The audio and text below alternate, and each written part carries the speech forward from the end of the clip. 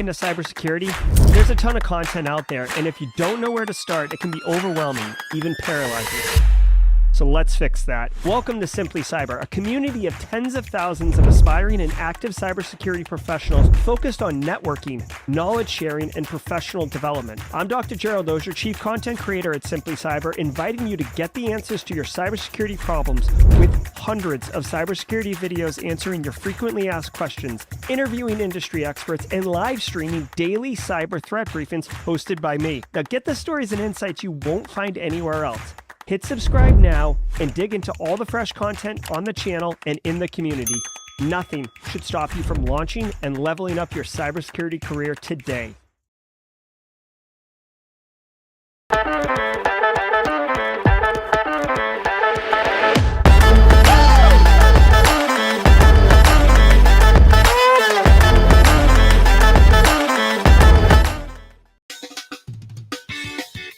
Yay!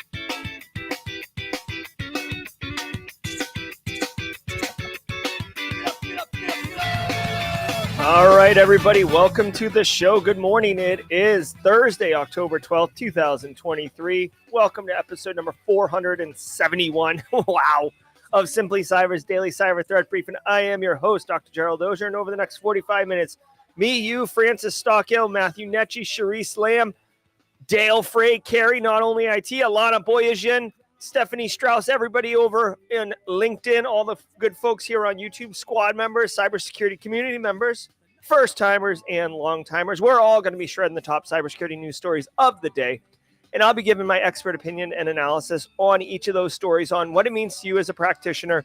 So what can you do with it today? How can you, fold this into your information security program?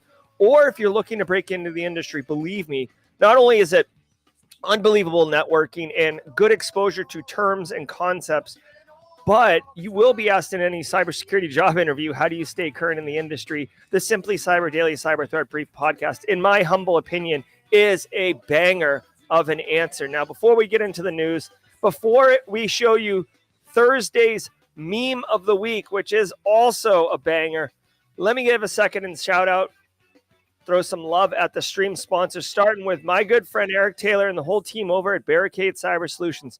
Barricade Cyber Solutions is dedicated to helping businesses from cyber attacks and recover from the damage done. Cyber attacks can cause massive issues for business owners and send dedicated, hardworking business owners into turmoil, giving them tummy troubles.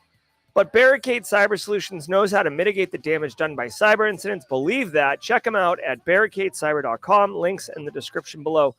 Also want to throw some love, switch it up today, to my good friends Antisyphon Training. Now, if you don't know about Antisyphon Training, they are the training arm of Black Hills Information Security, which if you don't know about Black Hills Information Security, gather around because you absolutely should. Black Hills InfoSec, Antisyphon Training, they're disrupting the traditional cybersecurity training industry by providing high-quality, cutting-edge education to everyone. And this is the kicker, regardless of financial position. That's right. They give students the opportunity to learn practical hands-on skills with industry practitioner instructors who are awesome. Go to the link in the description below, just even as a bookmark. Go to training, pay what you can training. That's right, pay what you can. So if $0 is what you can pay, get in here, student. You can absolutely take this. Check the calendar events. They're always adding new content year-round. Pay what you can training. Don't sleep on this API hacking one. They kind of sneak it in here. API testing, I like it. Also, shout out and love to Panoptcy, but more about them at the mid-roll. Guys, if you didn't know, and I know Alana knows this, and Zach Cho may not know this because Zach's relatively new. He's a recent first-timer. Listen, if you didn't know it, each episode of the Daily Cyber Threat Brief is worth half a CPE, so that stacks up 2.5 a week, 10 a month. Be sure to say what's up in chat, take a screen cap, file it away in a little directory on your computer, and get those CPEs. Now, if you don't know what to say, let's get some easy wins here. Hashtag Team Live if you are live in chat. 130 of us? Wow, we're starting slow on a rainy day in the low country. But anyways, everybody who's live gets a Team Live. If you are watching on replay, I love my Team Replay people. You guys are your own community all unto yourself. Hashtag Team Replay and the comment section. Thanks, Chris Weaver, as always, for the minute markers that I pin to each news briefing later on in the day. And then finally, my favorite currently, because I rotate a little bit, hashtag, hey, Casey, thanks for the Blue Squad logo. Love it, love it, love it. Hey, if you are, if it's your first time today, right? Zach Choate recently, War Goons recently. Guys, if it is your first episode today, you're like, what is this guy doing? This is crazy. Look at all this chat. Let us know it's your first time. Hashtag first timer in chat. And, you know, we got a sound effect for you and all the good stuff. So don't sleep on that. All right. As I mentioned earlier, it is Thursday's meme of the week. So look for that at the mid-roll. And Marilyn, new here. We'll give Marilyn a hashtag first timer. Yes, welcome to the party, pal, Marilyn. Guys, I do not prepare or research any of these stories. The closest I see to them is clicking on links to open tabs up, and that's it. So you're getting my honest reaction, my honest opinion. We're coming in hot. I got Thursday teaching today, and I have a guest lecturer. Very excited.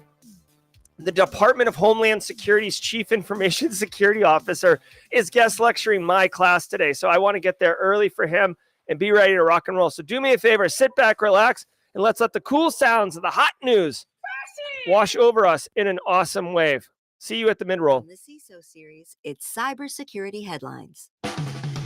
Hey, thanks, L. Dowling. These are the cybersecurity headlines for Thursday, October 12th, 2023. I'm Rich Straffolino.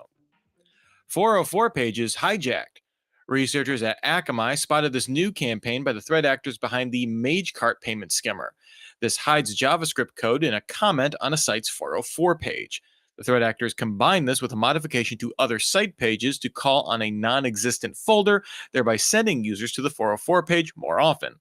While in some ways this attack remains consistent with MageCart attackers finding new ways to obfuscate code, researchers noted a call to a non-existent folder makes this a much more noisy attack approach than the group typically employs. All right, hold on one second. I'm a little confused over this.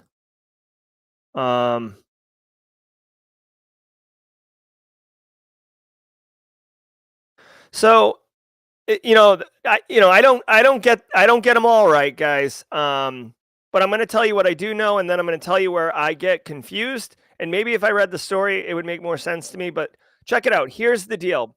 Couple things going on here that you need to know about. First of all, MageCart is a credit card skimming malware / threat actor group. They have been around, like, I feel like forever, right? So like any time, like just like when you hear there's like a cryptocurrency major robbery, you think Lazarus Group. Whenever you hear crypto credit card skimming, you should think MageCart. Like, they have been around forever. There were a couple other organizations that were doing credit card skimming type stuff, but they've pivoted to ransomware. But MageCart, tried and true, sticking with their credit card skimming stuff. Now, you could see here, they're stealing credit card information from major websites. Now, here's what their new technique is. A 404 page, if you're not familiar, is if you try to access a resource that isn't on a website, right? So if you go to youtube.com, right? Watch, I'm going to go to youtube.com. No big deal, okay? Now, if I go to youtube.com/Jerry, Daily News is wicked cool, Nymeen, exclamation point, right? I should get a 404, right? So this is a 404. I just tried to request something from the website that doesn't work. Now, if you haven't configured it with a special return page, you get some kind of janky default web server one. You can see here, Google and YouTube has actually made a custom one where you can actually search. It looks like you're looking for something here. Try again. This is a convenience to the visitor to the website. Now that we understand what 404s are, typically it'll say like, oh, like what you're looking for isn't here. Because these are kind of like dead end pages that a lot of web, you set it up and you never really think about it again. MageCart has discovered that you can basically put JavaScript inside the comments of that web page. Now, a couple things here. One, you need to edit the web page, right? So they have to have access to the web server or the web pages themselves. This is not a comment they're putting in like a text form field, like leaving a Verbo review or something. They're editing the code of the website. Okay, so there's that. So now they already have access to edit the page. It's hiding in the comments, which confuses me because commented code doesn't execute. So I'm a little confused on that. And thirdly, they're using it to steal credit cards. But again, I don't understand. Like if I'm on a website and I click through to a MageCart controlled 404 web page, I don't understand where I'm putting the credit card information in at that point, or how it's stealing it, unless it's like scrubbing it from the browser's saved information. But I didn't get the indication that that was what was going on.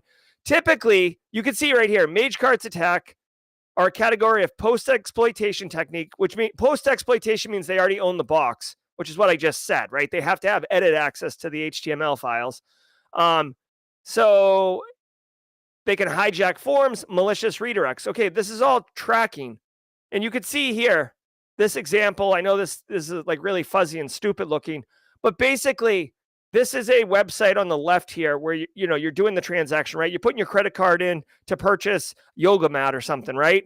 Well, what MageCart's done here is they've actually overlaid the exact same form on top of the legit one. So you're filling out a credit card form that's actually MageCart's, not the one underneath it that you can't see because it's perfectly overlaid, that goes to the legitimate vendor. Okay, so that's a little bit of like how MageCart works, about how credit card skimming could work. Again, I don't understand the 404 part. I don't like. I guess what I don't understand is like, it triggers the 404 error and calls the malicious page. But when you get the malicious page, like, when are you putting the credit card information? I guess that's the only thing I'm kind of confused on. Just know MageCart, know about credit card skimming is still a thing in 2023. And, you want to keep your web servers clean and stuff. Good on Akamai, by the way. Akamai security researchers finding this. I appreciate that. Akamai is definitely a big player in kind of protecting the internet as a whole. As a whole. I mean, they are a for-profit company, but you know what I mean. Atlassian Confluence attacked by state-backed actors. Researchers at Microsoft's Threat Intelligence Unit disclosed that the Chinese state-backed group Storm 0062 began exploiting a zero-day in Atlassian Confluence data center and server since at least September 14th. Atlassian itself disclosed the attack on October 4th, but at the time did not disclose the group behind the campaign. With the zero-day, the attackers could create arbitrary admin accounts on endpoints. Researchers at Grey Noise said initial data on the attack show exploitation very limited at this point. However, Rapid7 released a proof of concept exploit with full documentation this week, and that could change the situation. Oh my God. All right. Okay. Oh, these. All right. So there's a couple things going on here. One, if you're running Atlassian Confluence, you want to be mindful of this. Now, this bug is a privilege escalation bug, which means that the threat actors already have to own the box or have access to it in some way. It's not a remote code execution or unauthenticated. Like, it's priv-esc, which means they get access to some general user account and then they upgrade it to a root or system or admin level account. At that point, obviously, you can create other admin accounts, which is what they used as an example in the story for an impact statement. Atlassian's a massive product. It's the database and backend data center and server. You don't want that getting owned by bad guys in any capacity. They said that they said exploitation right now is being seen very limited, which just means that threat actors, whoever's doing it, is probably sophisticated and has a very targeted individual that they're trying to hit. But because Rapid7 released this full exploit on GitHub, you should expect this exploitation to go up significantly. Okay, I talked about it. If you're new here, you weren't here yesterday, but if you're a regular here, I literally spent 5 minutes yesterday or Tuesday going at length talking about proof of concept exploitations being released on GitHub and how it lowers the barrier to entry for threat actors. Because let's say on like a scale of 1 to 10, as far as technical acumen, you're a 9. Well, yeah, you can just exploit vulnerability. You can even just take a patch, reverse it, figure out what they patched, and then exploit that. But let's say you're a 2 out of 10 on technical skill set, technical acumen. Well, I could tell you what the vulnerability is. I could tell you what, like, it's a buffer overflow. Here's where it is. It's this library. That's the problem, right?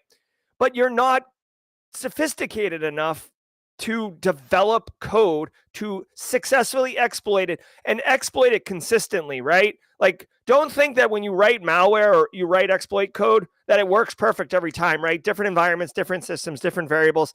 It's when you write like really robust, rigorous, well-running exploit code. That's when you're nation state level, right? NSA, operators, they write robust code. That's why when the Vault 7 leaks dropped and Eternal Blue came out, it like it was very scary. And obviously Double Pulsar, Eternal Blue, WannaCry loaded it and it went across the entire world, blowing up stuff because it was so well written. Okay. With code like this, a 2 out of 10 can now become like a 6 out of 10, or the barrier to entry goes down from like, you got to be at least a 5 out of 10 in order to exploit this vuln to a 2 out of 10. Like, the only way you go from a 2 out of 10 to a 1 out of 10 is when there's a Metasploit module in it, right? And then you just like Metasploit, run, exploit, and like you're off and running, right? So hopefully I'm doing this justice as far as explaining why proof of concept. I mean, this isn't even a proof of concept. This is a full exploit, by the way, right? There's proof of concept, which demonstrates that you can trigger the vulnerability. Then there's full exploit code, which is like exploit and cleanly, it like cleanly exits, or it gives you the opportunity. You're sitting on a shell on the owned box, right? This one was a priv-esque. So obviously you run this code and now you're just sitting there with system admin privileges. So that's what's up. 92% of the time, my reverse shells work 100% of the time. Thank you, BSEC. All right. So anyways, that's what's up. TLDR, if you're running Atlassian Confluence, you absolutely should be mindful of this. Final thing I'll say, they mentioned the threat actor is Storm 0062. Any kind of weather system nomenclature is Microsoft's threat actor group, like storm, blizzard, sleet, typhoon. Adobe's icon of transparency. The company introduced a new symbol designed to be attached with content as part of its metadata to indicate if AI tools created it. Adobe created this as part of the Coalition for Content Provenance and Authenticity, or C2PA. This will roll out to Adobe's Creative Cloud suite of apps and eventually make its way to Microsoft's Bing image generator. When viewed online, users can mouse over the mark to view details on ownership, the AI tools used in its creation, and further details.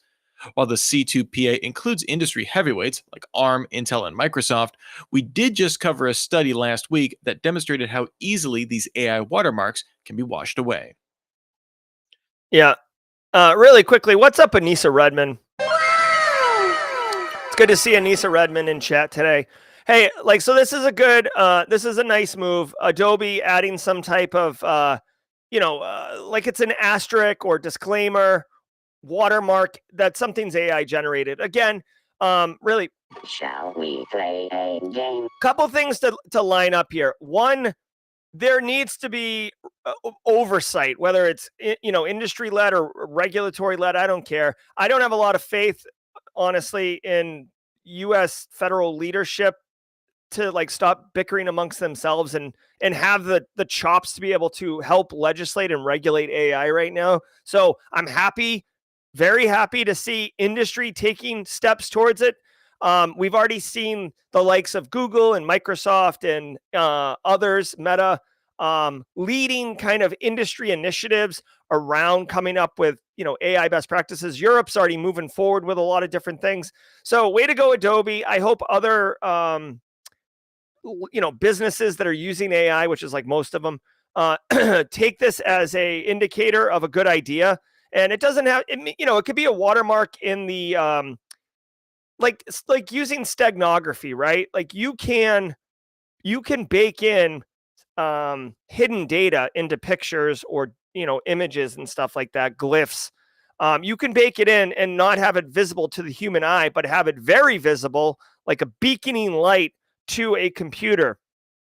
And by using these kind of watermarks and stamps, we are going to be able to at least say that that was AI generated. Now, as they communicated in the story, it can be washed away. But dude, don't let perfection get in the way of progress. And I wholly believe that philosophy, right? Like look at Simply Cyber's daily cyber threat briefing podcast. Soundboard goes out. I do manual sounds. I don't just like crush the show and say, we'll be back tomorrow, right? Like, this is good. Let's keep going forward. Obviously, this is an administrative control in a technical implementation. So people can wash it away. People can, leverage it anyways. You can do it for, disinformation, misinformation. But you know what? Hat tip to you, Adobe. Hat tip to you. I like it. Plus, I use all the Adobe suite products like Photoshop and Premiere and After Effects for Simply Cyber YouTube content. And I really like Adobe's products, and they're putting AI in everything. Like, you can't launch an app by Adobe right now and it not come up with like a splash page and it's like, hey, Jerry, got some AI here for you. Check it out. Shall we play Study warns a about game? AI energy usage. A new study in the journal Joule from Alex de Vries, a PhD candidate at VU Amsterdam School Yeah, of Business, get that approximates that PhD. the AI industry will consume 85 to 134 terawatt hours of electricity per year by 2027. He based these figures on supply and sales estimates of NVIDIA's high-end chips, expected to supply 95% of the industry. De Vries framed this as roughly the same annual energy consumption by the Netherlands, or about 0.5% of current global consumption overall. The study only accounts for energy used by the chips themselves, not accounting for any additional data center cooling needed to operate them. Speaking to the BBC, the data center firm DataVita said AI-focused racks consume about 20 times more power than a standard rack right now. And now, All right, so this is pretty cool. What like, hey, what's up, dude? Like, love PhD research. I know it's not for everybody, but this dude's doing his thing. I will tell you, shouldn't come as a surprise. Um, big tech takes lots of energy, right? Like, think of 5 years ago when people are like moving to Greenland to set up crypto mining farms just so they could cool it, right? It cost energy to cool things. It cost energy to run things. It cost energy. Now, I will say, like, not to be tongue in cheek, Shall we play a game? but maybe we could get AI on solving, its own problem of energy consumption, right? Like, put it to use. I will say, this is true. However, you got to think like, and this is like, allow me just a minute to be a little nerdy. Okay. When you do a research, specifically PhD dissertation, which it sounds like this is what this guy's doing, or really any research, you need to explain how you came to your conclusions. And in this case, he's assuming, what is it? Looking at the amount of computers expected to deliver by 2027, he estimated the consumption. Okay. So think about that for a second. Looking at what market said they're going to ship in the next 4 years, which market typically will over like Dell is going to be like, oh, we're shipping 1 billion laptops, or, like, I'm sure they're somewhat realistic, but I feel like corporate capitalism, they're going to lean on the side of like bigger numbers because that means bigger revenue, which means great cash, homie. Right. So there's one thing. Second of all, AI is definitely consuming some of this information or some of this data. Oh my God, Jerry, some of this energy. But, I don't know. He said that NVIDIA supplies about 95% of the AI processing kit required by the sector. So if I'm running like ChatGPT, like, every query into ChatGPT is running through an NVIDIA GPU stack somewhere. I don't know. The final thing I'll say is, this isn't published yet, but in any academic research, there is a section that you have to add, or you should, if your research is going to be considered rigorous, called limitations.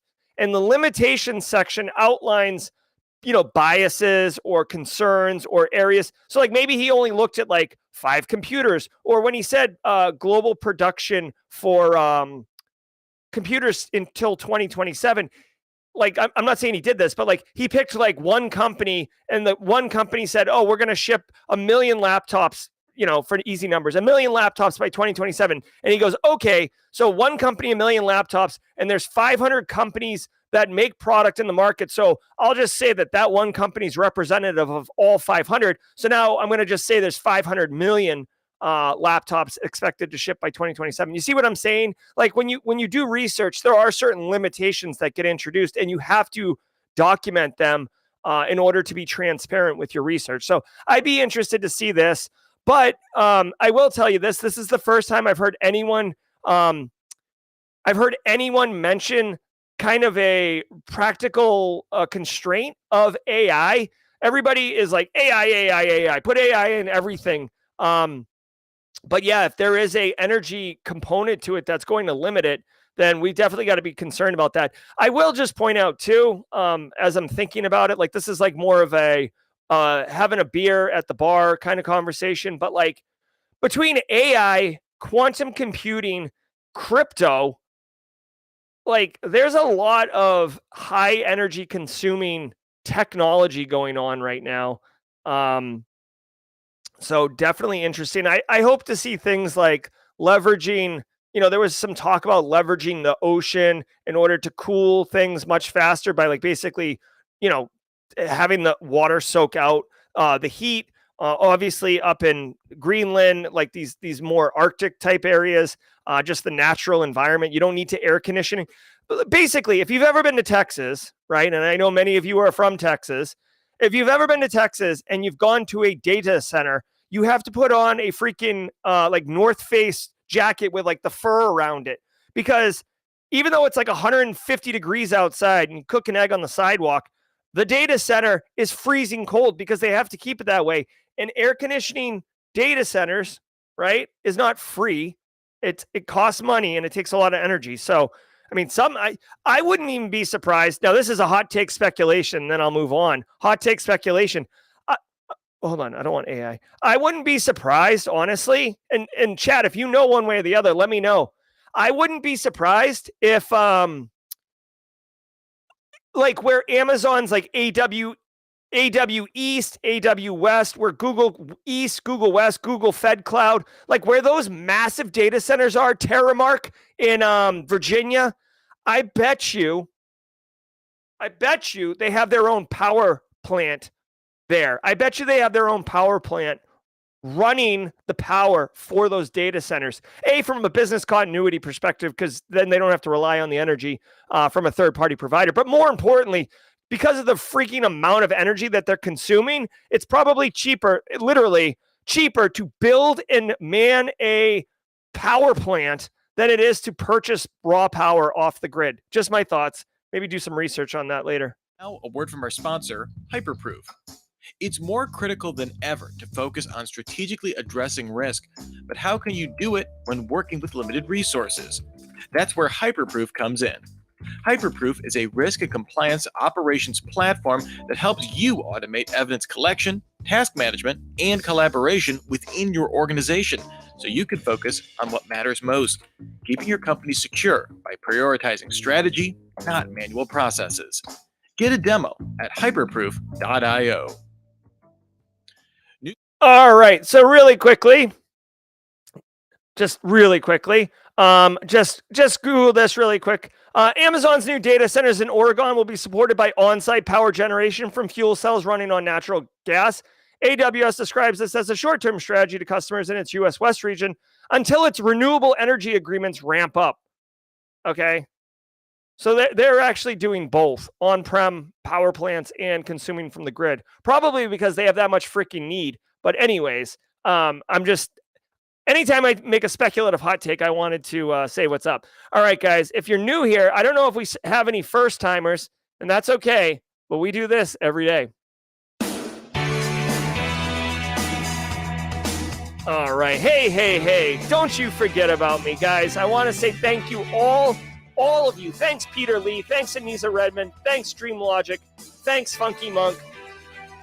Guys, thank you so very much for being here today, and thank you for being here every day, whether you're on replay or Team Live. It's genuinely heartwarming to start my day with you and for all of you to be supportive and inclusive of each other. I see it like even when I'm not around, you guys hooking each other up, sharing wins. It's like so freaking awesome. And it was really always the goal of Simply Cyber. So if you want to pay it forward and help somebody else today, do me a favor and hit the like button, okay? Hit the like button on YouTube. I know it sounds trite and whatever, and it's not like a cringy thing. It literally helps other people find the show. Hit the like button, help somebody find the show. I want to say thanks again to the stream sponsors, Barricade and Antisyphon, and also Panoptcy Security. Listen, Panoptcy Security, guys, get a security partner who understands your program and can help you be successful. Go to panoptcy.com, talk to their leadership over there, and basically get an assessment business and a 3-year roadmap on what to do in order to mature it. If you are in charge of information security at your business and you are reactive and don't know what the hell you're doing, it's okay. It's okay to ask for help. I'm not judging you, okay? You might be really good at like system administration and you've been saddled with information security. That's okay. Get some help. Panoptcy Security can seriously help people get organized and become proactive and ultimately reduce cyber risk. Sleeping better at night is the goal here. All right, we got the Simply Cyber Community Challenge. Every single day, somebody new gets the baton. Micah Romain is in, hopefully in chat. Micah, if you're there. I do not see. Oh, yeah, yes, I do. All right, hold on. All right, so here's the deal. Micah Romain has the baton. If you want to supercharge your LinkedIn feed and build a LinkedIn network that's meaningful and has cybersecurity supportive people, do the following for free. Go to LinkedIn, search for this hashtag, Simply Cyber Community Challenge. Connect with the people who are posting on that challenge. Connect with the people in the comments on that challenge. They're expecting the connection. Believe me. Then, and this is the magic part, comment on the posts. When you comment on the posts, the next person who goes and connects with the poster and the commenters will connect with you. You will mushroom cloud your LinkedIn network, but it won't be bots and trash. It'll be Simply Cyber community members, cybersecurity community members. Your feed will start having rich, robust, valuable information in it, and the people you'll be chatting with are cool. Jump on the Simply Cyber Community Challenge. All right. Now listen, every single Thursday, my friend Dan Reardon, Simply Cyber community member, aka Haircut Fish, makes a custom meme. I do not censor it. I do not approve it. I just let it fly. Now, many of you know, if you listened to the show on Monday, that I went to a Buc-ee's over the weekend for the first time in my life, and I'm still recovering from it. Well, Dan took advantage of that, and here we are. Meme of the week. This is me at Buc-ee's. Welcome to Buc-ee's!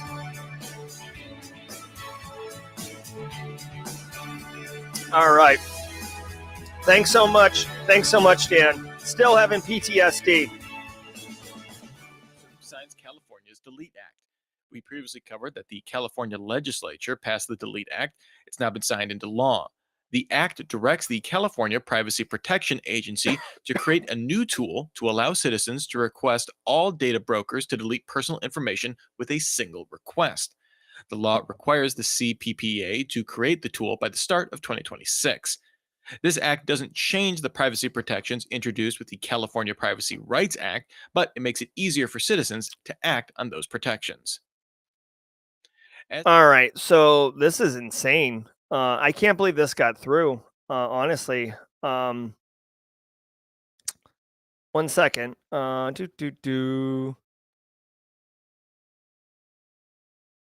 anybody use Delete Me? Delete Me is a company that helps people clear off their personal data. They've been, like, they ping me a lot to do work with them, and I just haven't had time to evaluate them and see if they're legit or not. All right, so here's the deal. First of all, California in the United States is definitely the most forward-leaning, privacy-centric state of them all. They have like the most stringent privacy laws. They're as close to GDPR as you can get, even though they're like light years behind GDPR. And now they've passed this law that makes one request all you need to have data brokers delete your information. Okay, guys, this is massive. Now, when I say I can't believe this got passed through, think about how much money data brokers have. When I say how much money, I'm talking Straight cash, homie. that like so much money. We live in the data age, right? Data is the new, we live in the AI age actually, but like data is the new gold in the current age we're living in. And if you have more data, you have everything. And I can't believe that the data brokers couldn't spend enough money to fight this. Believe me, I don't know all the details of this story, but I bet you if you dig into it, there's no doubt that lobbyists and data broker lobbyists fought this tooth and nail. Okay. I love it. Now, what sucks is I want to know the devil's in the details, right? So is this like for California citizens only? And if a data broker has sold data to a company outside the United States, that's a data broker, does it get deleted there? Like when you say delete everything on a person with one request, like what's the exposure of that? Because you and I both know once the data's out, it's out. Like it's on the internet, it's gone. You can't really delete it all. I do appreciate this. When I tell you guys, first of all, I hope this becomes more of a standard or inspires other groups to do this. And thanks, by the way, for letting me know about Delete Me. I'm actually going to reach out to them and move forward with a collaboration on them. But I bring this up from time to time. It's been a while since I brought it up, but dude, last week tonight with John Oliver. Oh my God. Where is it on YouTube, bro? Like here it is on YouTube, but oh my God. Oh my God. All right, hold on. John Oliver last week tonight. Data brokers. Okay. I want to give you a link. This is absolutely well worth your time. Here it is. In my opinion, this is an awesome, really well produced, comprehensive cover of data brokers. So if you don't know anything about data brokers, there's a link. It's like it's 25 minutes. It's incredibly entertaining and informative. And you will be freaking stunned when you see what they have access to. Okay. By the way, just as like a quick little aside, I was having a conversation with somebody this weekend, okay, that works in debt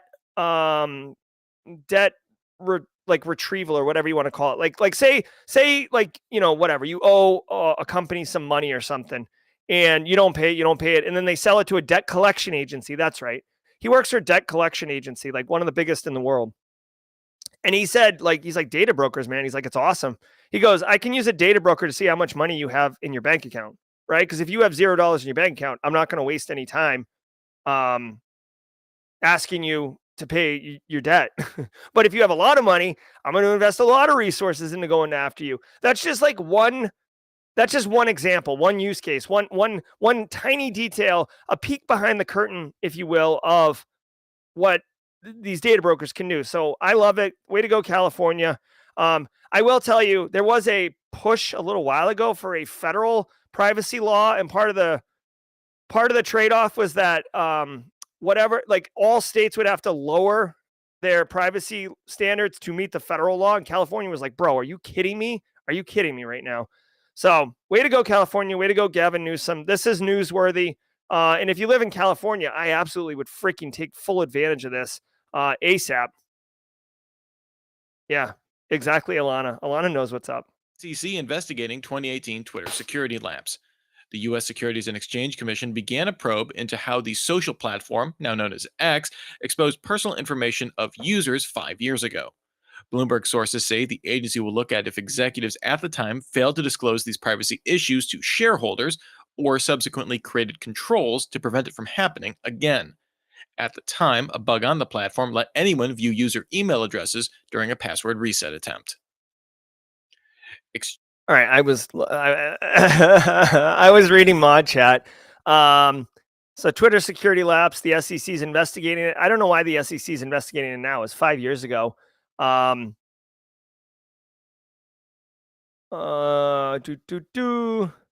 Especially because of like how much change has happened at SEC at Twitter since they've jumped over. I don't know what this is. Is this like a news report? WION? I don't even know what this is. After 10 months of pressing them in every direction. All right, I don't know what this is. I don't have much to say on this. Okay, look, the SEC is investigating Twitter. Like, it's another day ending in Y. Twitter's doing all sorts of crazy things. This has to do with a security lapse, something to do with being able to reset passwords. I don't know. If I had to guess, it's not going to turn into anything. Unless you're like Enron and you're like unbelievably grossly screwing over shareholders. The SEC typically, will investigate and report and stuff. But I've never seen an SEC really come out and like straight up, blacklist a company from being exchanged and stuff like that. Okay, so it looks like Micah is trying to pass the baton to Ion Q. Hey, Ion Q, we got to know, buddy. You want the baton or what? You want the Simply Cyber baton? Holler at us. Let us know in chat. All right. I'm just going to move from this Twitter story. Exchange anti-spam rules breaks mail delivery. Numerous users reported receiving server busy error messages from Exchange Online, impacting a subset of Microsoft 365 customers globally. This resulted in delays or the inability to receive outside mail. Microsoft confirmed the issue on October 11th, saying it began an investigation. The company later updated to say the issue appears linked to an erroneous triggering of anti-spam rules where some IP addresses received false positive spam flags. As of this writing, Microsoft said it's still working on a remediation plan. It's unclear how many users this error impacted. All right, so here's the deal. Okay, here's the deal. Nothing is perfect. Okay, Exchange on-prem, hot trash. Let me use the emote here. Here we go. We do have a dumpster fire emote for this reason. Exchange on-prem, hot trash. So move to Exchange Online. Okay. Well, Exchange Online has, delivery issues because of anti-spam. Here's the deal. Microsoft is doing their best to help consumers, clients, businesses manage their stuff, right? So if Microsoft sees, like some type of flare up of Emotet designed malware email campaigns or some type of like Geek Squad thing coming out of wherever, right? They'll write rules for you at scale that will prevent those emails from coming in. If you like, here's the deal, unless you're like a massive organization, and this really, I'm about to like, I feel like BSEC of all people is going to be the one that says preach on this, but a lot of you are probably going to empathize with this and it'll resonate. Here's the deal. If you are in charge of InfoSec at your organization, but it's a smaller organization, right? Like less than say, 5,000 people, chances are you're responsible for Exchange Online, but like, that's just like part of your job, right? So you go in, you kind of set it up once, maybe you check it periodically, but you don't, it's like your day to day, you're not in Exchange Online. You have too many other things. You've got like EDR alerts to look at, or you're in meetings, right? Or you're looking at, whatever's coming up the next quarter. You're doing a project for like a server upgrade or firewall upgrade, or you're moving into network segmentation, or you're evaluating next gen firewalls, SD-WAN, like what, I don't care. But whatever it is, most people who are responsible for Exchange aren't like, that's not their full-time job. They're not an Exchange admin. They are doing it as part of their job. So Microsoft, well aware of this, goes and develops like rules for you and puts them in place. And it basically is like an extra set of hands. Thanks, Microsoft. Like if it's obviously a gross, malicious email, you don't want to have to be like, oh my God, like user reported it. Let's go in, let's look, let's create a spam rule. It's like 5 minutes of time, right? Which doesn't sound bad. But when you amplify it 1,000x, your entire day, all day is writing stupid spam rules, because guess what? Threat actors, they love sending in some phishing emails. That's their jam. And with AI, they're getting through a lot more. So yeah, But here's the thing. Sometimes you get false positives. Sometimes the rule's too rigid or too brittle, or, and it causes outages. And by the way, an outage basically means that, either all, probably not all, but some emails are not getting through. With an with an anti-spam rule getting all flummoxed up, chances are the emails are still sitting on your account.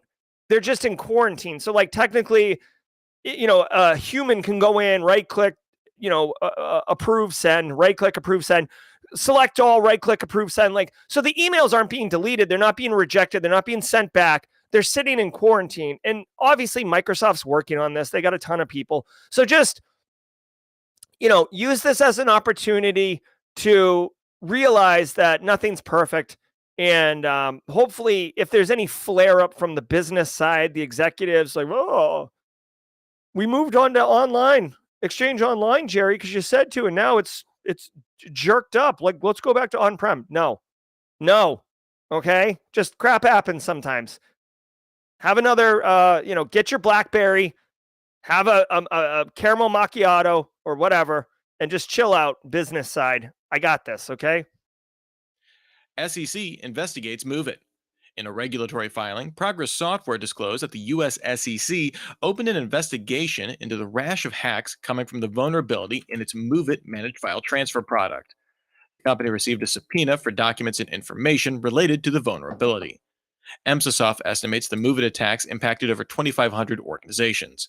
In the filing, Progress said costs related to the vulnerability amounted to around $1 million, but said losses could mount after 23 customers launched legal action against it, as well as the 58 class action lawsuits filed by individuals.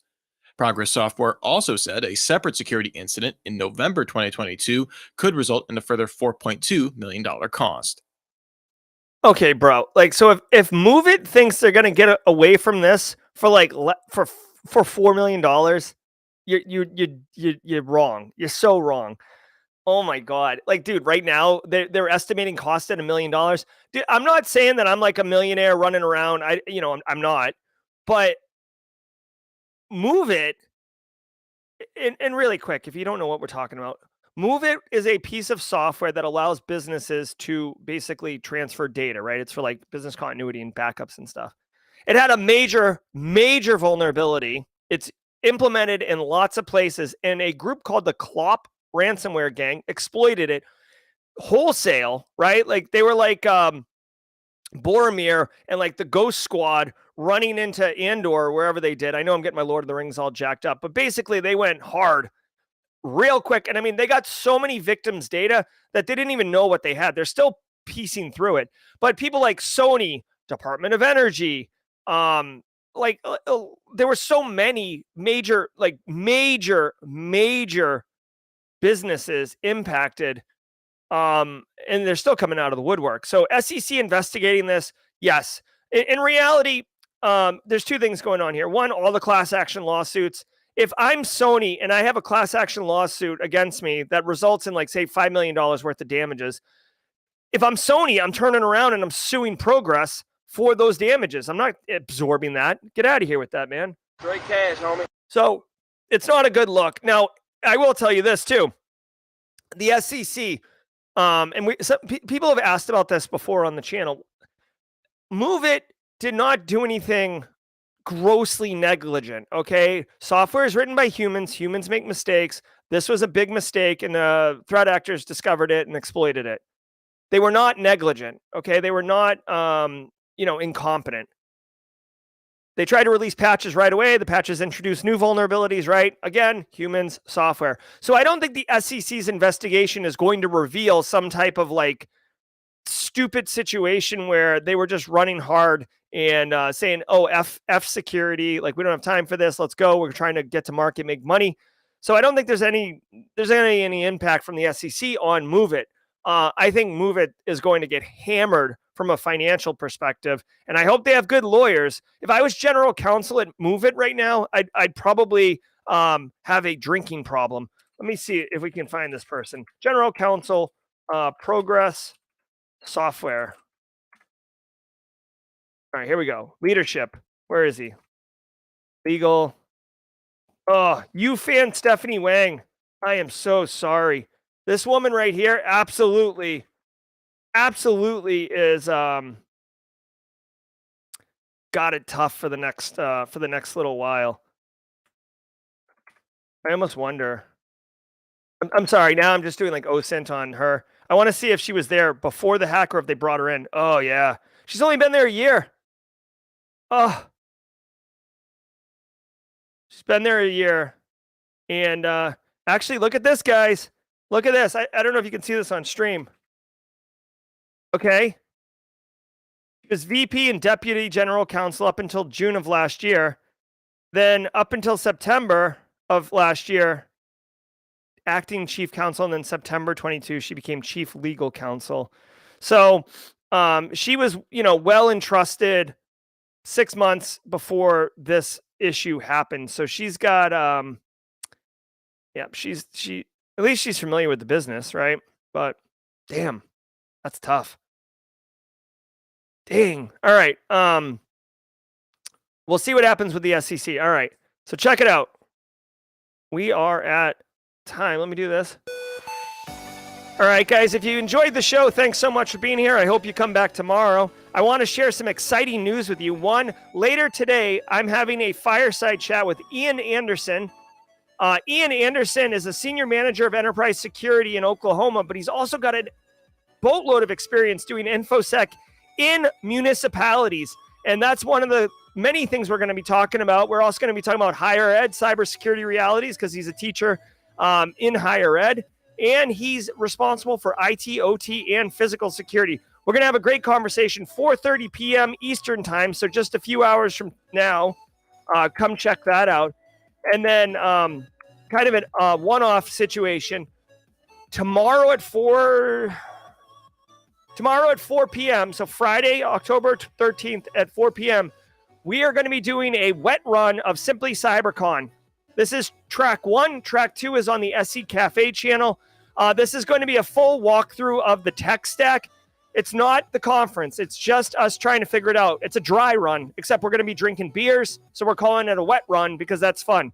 If you want to come help us out, I would love it, appreciate it. It'll be streaming on YouTube. Chat will be in Discord. We're going to do the tech stack and the Discord bots and all that stuff, so get ready for all of that. All right, guys. Want to thank everybody for being here today. I do have to go and boogie out of here, but thank you all so very much. If you enjoyed the show, come back tomorrow. I'm Jerry. Yes, I do know that. That did not end in a question mark. That was actually a statement. I'm Jerry, your chat. Until next time, y'all, be well and stay secure. Everybody, I hope you enjoyed that content. Keep the cybersecurity train going by connecting with the other Simply Cyber community resources. We have the Discord server that's lively and always keeps the conversation going. You can connect with me directly on LinkedIn.